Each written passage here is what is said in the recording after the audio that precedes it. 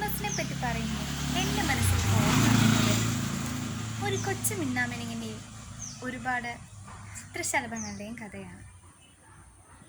മിന്നാമിനുങ്ങൾ നിങ്ങൾക്കറിയാവുന്നതുപോലെ ചിത്രശലഭങ്ങളെ അപേക്ഷിച്ച് വളരെ ചെറുതും അവയേക്കാൾ ഭംഗി കുറഞ്ഞതും ആണ്.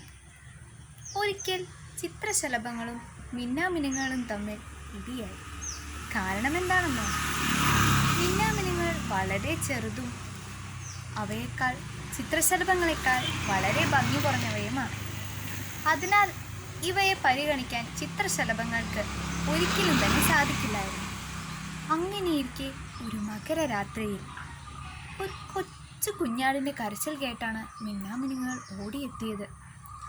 അവനോട് കാര്യം അന്വേഷിച്ചപ്പോൾ അവൻ പറഞ്ഞു അവൻ്റെ ഇടയനെ കാണാത്തതിനാലാണ് അവൻ കരയുന്നതെന്ന്. മിന്നാമിനുങ്ങൾക്ക് വളരെ സങ്കടമായി. ഇവനെ എങ്ങനെയെങ്കിലും സഹായിക്കണം. കൊച്ചു മിന്നാമിനുങ്ങൾ തങ്ങൾക്കാവുന്ന ശക്തിയിൽ പ്രകാശിച്ചുകൊണ്ട് അവന് വഴികാട്ടാൻ തുടങ്ങി. പോകുന്ന വഴിയിൽ കാര്യം തിരക്കിയപ്പോഴാണ് അറിഞ്ഞത് പുൽത്തൊട്ടിയിൽ കൊച്ചു സുന്ദരനായ ഉണ്ണിയേശു, അതായത് ദൈവത്തിൻ്റെ പുത്രനായ യേശു ജനിച്ചിട്ടുണ്ടെന്ന്. അപ്പോൾ മിന്നാമിനുങ്ങൾക്ക് വളരെ സംശയമായി. എന്തിനാണ് ദൈവത്തിൻ്റെ പുത്രൻ കാലിത്തൊഴുത്തിൽ ജനിക്കുന്നത്? ഇവൻ നോണ പറയുകയാണ്. കുഞ്ഞാട് പറഞ്ഞു, അയ്യോ അല്ല, ദൈവത്തിൻ്റെ പുത്രൻ ഏറ്റവും എളിമയുള്ളവനാണ്.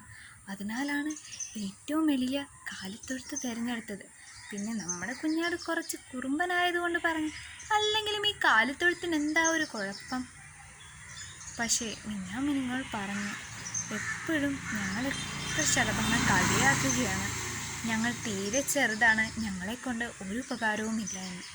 അപ്പോൾ കുഞ്ഞാട് ചിരിച്ചുകൊണ്ട് മിന്നാമിനുങ്ങിനോട് ചോദിച്ചു, അല്ലയോ മണ്ട മിന്നാമിനുങ്ങേ, നിങ്ങൾക്ക് ബോധമില്ലേ ചിന്തിക്കാൻ?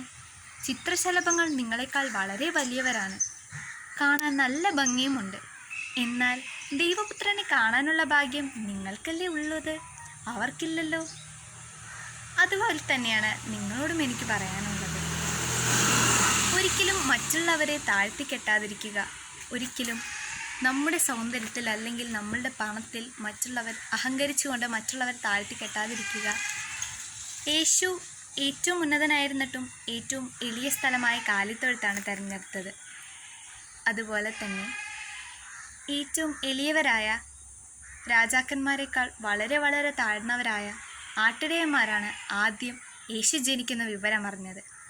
ഈ കൊച്ചു മിന്നാമിനിങ്ങിനെ ചിത്രശലഭങ്ങൾ കളിയാക്കിയ പോലെ നമുക്കും എന്തെങ്കിലും കൊച്ചു കൊച്ചു നേട്ടങ്ങൾ ലഭിക്കുമ്പോൾ മറ്റുള്ളവരെ നോക്കി പരിഹസിക്കുമ്പോൾ ഓർക്കുക, നമ്മളെക്കാൾ കൂടുതൽ അവരുടെ ഹൃദയത്തിലാണ് യേശു വളരുന്നത്, യേശു വാഴുന്നത്. എളിമയുള്ളിടത്താണ് ദൈവം എപ്പോഴും കുടികൊള്ളുന്നത്. താളനിരത്തെ എന്നും നീരോടുകയുള്ളൂ. എന്നും എളിമയുള്ളവരായി നമ്മൾ നിലനിൽക്കട്ടെ എന്ന് ആശംസിച്ചുകൊണ്ട് എല്ലാവർക്കും ക്രിസ്മസിൻ്റെ എല്ലാവിധ മംഗളങ്ങളും നേർന്നുകൊണ്ട് നിർത്തുന്നു.